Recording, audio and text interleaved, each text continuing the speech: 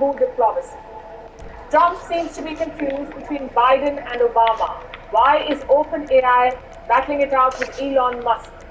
Indian Prime Minister Narendra Modi is in Kashmir to highlight developmental projects. We'll discuss that. How South Korea became a cultural superpower, and how do microplastics end up the scanner.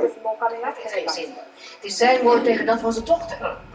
China slams the US, hails ties with Russia. Foreign Minister Wang Yi accuses the US of trying to suppress China, claims Beijing's actions in the South China Sea are reasonable.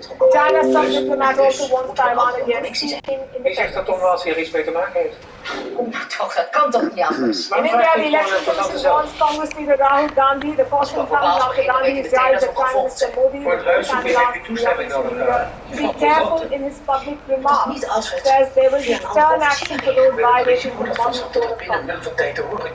Het lijkt erop dat Thousands of passengers in Germany face travel misery as rail and airport workers stage new strikes over pay. Lufthansa's ground staff on a nationwide strike. Rail workers also on a 35-hour walkout.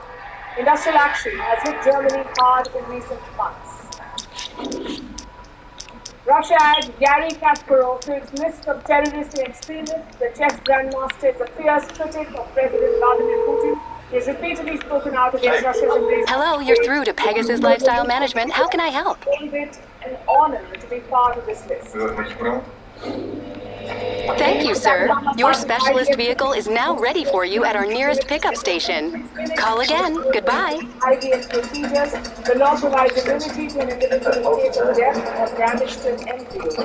In February, the Alabama Supreme Court ruled that frozen embryos should be considered safe.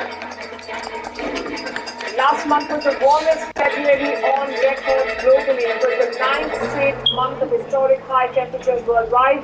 Europe saw its second warmest winter on record. Global warming and the El Nino climate pattern are responsible for this spike in temperatures.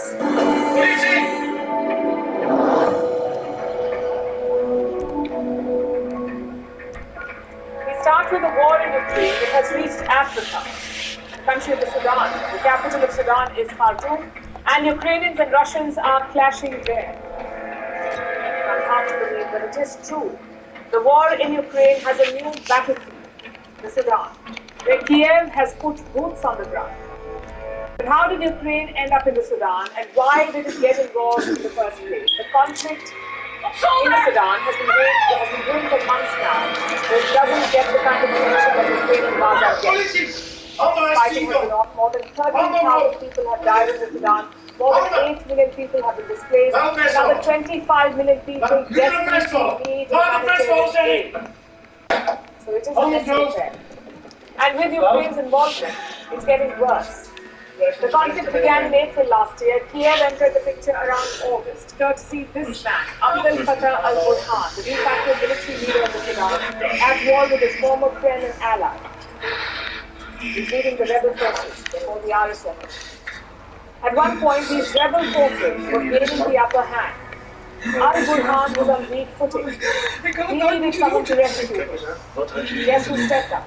Volodymyr Zelensky, the president of Ukraine. Al-Burhan called up Zelensky for help, and Zelensky could not say no because of their history. Al-Burhan has been a friend to Zelensky. When Russia invaded Ukraine, Al-Burhan supplied weapons to Kiev. Look at this photograph. That's a Ukrainian soldier with a Sudanese mortar round. Al-Burhan was helping Zelensky. So when the Sudanese leader sent an SOS, the Ukrainian sent moved. He dispatched commandos from Kiev, nearly 100 of them.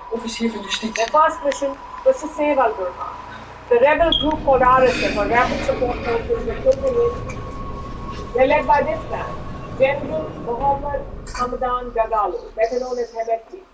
He wants to replace Al-Burhan, and this power struggle is what sparked the war in the Sudan last year. Al-Burhan had a narrow escape. Ukraine's forces helped him out, first to get him out of Khartoum, and then ultimately to Port Sudan, which is a city on the Red Sea. It was a safe zone for Al-Burhan. His forces controlled Port Sudan, so that's where he went. Those fake ads really drive you mad, huh? The game looks so fun in the ads, but when you download it, it's a totally different game. That's crazy, right? But today, I finally found a game that's exactly the same as it's shown in the ads. Later, he would meet Zelensky. This was in September 2023 at an airport in Ireland. Back then, it was painted as an impromptu meeting where the two leaders discussed Russia-funded armed groups. Russia-funded armed groups, aka Wagner. The Russian group of mercenaries, a private army sponsored and controlled by the Russian state. Now, Wagner is like a common enemy for Zelensky and Al-Burhan. Wagner mercenaries are fighting in Ukraine, they're also fighting in the Sudan, both cases against the regime. In the Sudan, they're supporting the rebels. So at that meeting in Ireland, an alliance was formed. The Ukrainian commandos stayed back in Khartoum. After taming the general, they conducted multiple missions. And their goals were quite simple. Drive the Sudanese rebels out of Khartoum and fight the Wagner soldiers from Russia. That's what they wanted to do. Many missions were conducted, mostly at night. You see, Hemeti's rebels did not know how to fight in the dark. The Ukrainians had an advantage here. Their commandos could operate at night. They had night vision gear. So they exploited the weakness of the rebels. In one mission, Ukraine's commandos fired at an apartment building. It served as a base for the rebels. The Ukrainians raided it, they deployed drones and dropped bombs. So you get the idea of what they've done. Are they still operating in the Sudan? We cannot confirm that. What we do know is this. Kiev sent multiple teams to Khartoum. It also supplied weapons and other military equipment. What's in it for Kiev? They've opened a new front with Russia in the hope of draining Russia's military resources and putting a strain on their finances. The Sudan has rich gold reserves. Wagner forces have been smuggling out Sudan's gold. Reports say $4 billion worth of gold is unaccounted for. In 2022, Russia operated 16 flights out of the Sudan. 16 flights, these planes are said to have been used to ship out gold. And Ukraine could be aiming to stop this supply. But while it tries to deplete Russia's resources, this strategy cuts both ways. Does Kiev have the wherewithal to continue this campaign? Earlier, it had a blank check of sorts from the West, an almost unlimited supply of weapons and military equipment. That's not the case anymore. American aid is stuck, and Europe's efforts to fill the gap are woefully inadequate. Now it turns out that Ukraine has been fighting two wars. So will the West support it? Were they kept in the loop when Ukraine entered the Sudan? Were their funds diverted in this fight? Zelensky may have some explaining to do. Our next story is about Bitcoin. It is surging, and how? Yesterday it hit a new record. One Bitcoin was priced at $69,000. This was an all-time high for Bitcoin. Bitcoin sustained this price level only briefly, but the milestone is not our story. It's the momentum. It's been steady for a while. The question is, what is driving this rally? Usually this kind of surge happens due to heavy buying, when a large number of investors start investing in a particular asset and they do it in large quantities. Or when wealthy investors start pouring in big money. In the case of Bitcoin, it's going up because of an influx of large investments. Which brings us to the question, who is buying Bitcoin? Big investors in the United States. Investment firms have been at it for a while now. They've been trying to bring Bitcoin-related products. In January, they got a green light from the American regulators. A group of firms got the nod. They were allowed to introduce a new class of investments. These are called ETFs. Exchange-traded funds, ETFs.